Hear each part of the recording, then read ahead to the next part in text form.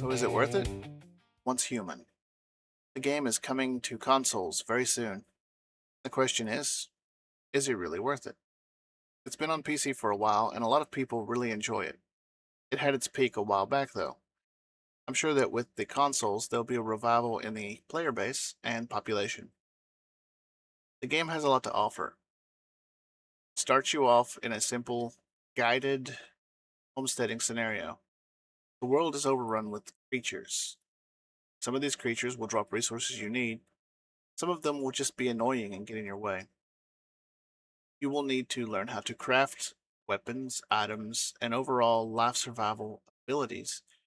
And the only way to do this is to seek them out in the world. There are recipes, there are ways to reverse engineer, under crafting stations, and of course, you'll have to maintain a good defense on your homestead, especially depending on which mode you play in. The game seems to be pretty user friendly starting off, and the mobs are pretty simple to kill. But the game doesn't always stay simple. Your character has to maintain a good stamina, a good mental health, a good thirst, and a good hunger. It's not as complicated as some survival games, but it can be if you don't prepare ahead of time. Farming is a big part of this game. Hunting for meat and other supplies also plays a big factor. Which class you chosen in the beginning determines which of these areas you are best suited to. Playing with others is beneficial. It is not entirely required, but it does help. Being able to tackle the larger, more dangerous creatures in the world will, of course, also give you better rewards. There's a mod system for all of the utilities and weapons in the game that allow you to customize them in certain ways. These mods can range from ice damage to fire damage to even more exotic styles of play. They have a decent roster of weapon types, ranging from snipers to SMGs to LMGs and even pistols. Of course, there's always the crossbow and the bow. In the game, they have craftable, rideable vehicles, bicycles, motorcycles, cars, utility vehicles, even long wheelbase trucks, so large you can build a mobile home on them, travel around with everything that you want. Of course, the amount of space that you can build in your territory and the amount of space you can put on your trucks, that is also limited, but it's very generous for people who are creative. If you're creative enough, you can even make all you need sustainable on both a stationary homestead or a mobile truck. Endgame has a lot to offer too.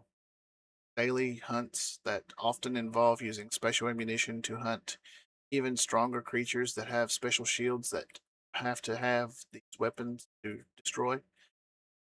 Sounds complicated, but the rewards are pretty awesome too. If you want to end game in peak condition and have everything unlocked, it will probably take you well over a year with dedicated play. Is the game worth it? A lot of people say yes. I don't know, perhaps. With the addition of console, we will also have new modes, new updates. Is the PvP fun?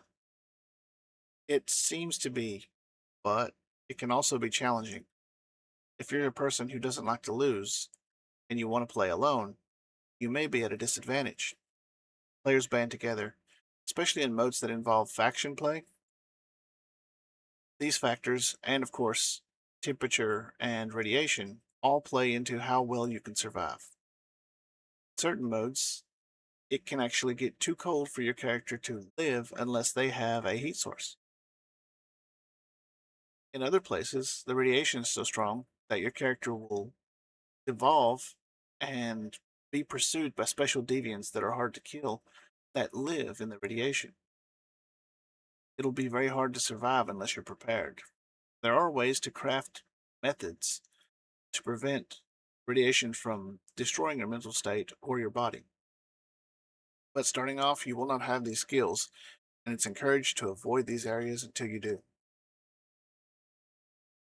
Of course, with every survival game, there are several factors that one must consider. Occasionally, you might have to search out sources for fuel for your vehicles, or a certain resource that is incredibly hard to find in your usual routes. The game does challenge people in these ways, but if you like survivability and self expression and want to build a homestead that is unique to you, this is the game for it. The options by which you could build are very diverse. I've seen homes floating in the sky, I've seen small homes, I've seen large homes, I've seen places that are built like ladders, multiple floors, and of course, quaint little spots that have only the most simple things. I've seen samurai style buildings, I've seen ancient pagodas, I've seen very sterile walls. No matter what style of play, if you enjoy survival and monsters and like a good scary scenario, this game probably has something for you. So, if you like those things, then yes, it's worth it.